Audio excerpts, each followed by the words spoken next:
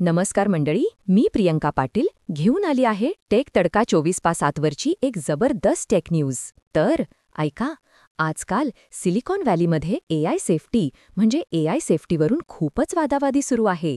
म्हणजे काही मोठे टेक लीडर्स, ज्यात ओपन एआयचे chief strategy officer Jason Kwon आणि डेव्हिड सॅक्स सारखे लोक आहेत, त्यांनी एआय सेफ्टी ॲक्टिव्हिस्ट्सवर थेट आरोप केलेत. असं म्हटलं जातंय की हे सेफ्टीवाले लोक दिसतायत तितके चांगले नाहीत आणि पडद्यामागून कोणीतरी त्यांना कंट्रोल करतंय. म्हणजे स्वतःचा फायदा बघतायत किंवा मोठ्या शक्त्या पडद्यामागून सूत्र हलवतायत, असं काहीसं. Mind blowing. पण जे एआय सेफ्टी ग्रुप्स आहेत त्यांचं म्हणणं आहे की हा सिलिकॉन व्हॅलीचा त्यांच्यावर टीका करणाऱ्यांना गप्प बसवण्याचा एक नवीन डाव आहे. खरं तर काही वर्षांपूर्वी पण असं ऐकायला आलं होतं की एआय सेफ्टी बिलमुळे स्टार्टअपवाले जेलमध्ये जातील. काय डेंजर आहे ना. या आरोपांमुळे अनेक एआय सेफ्टी ॲडव्होकेट्स खूप घाबरले आहेत.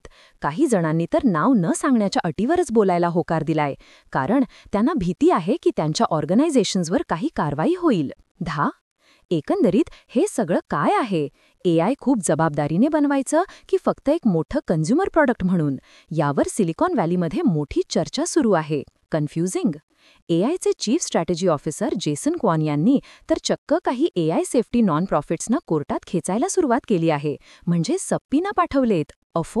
यावर ओपन एआयचे स्वतःचे काही लोक पण नाराज आहेत. आणि डेव्हिड सॅक्स तर अँथ्रॉपिक सारख्या कंपनीवर पण आरोप करत आहेत की ते स्वतःच्या फायद्यासाठी नियम बनवू पाहत आहेत. तर काय वाटतं तुम्हाला? एआय सेफ्टी खरंच इतकी महत्त्वाची आहे की हा फक्त एक बिझनेस गेम आहे? कमेंट्समध्ये नक्की सांगा.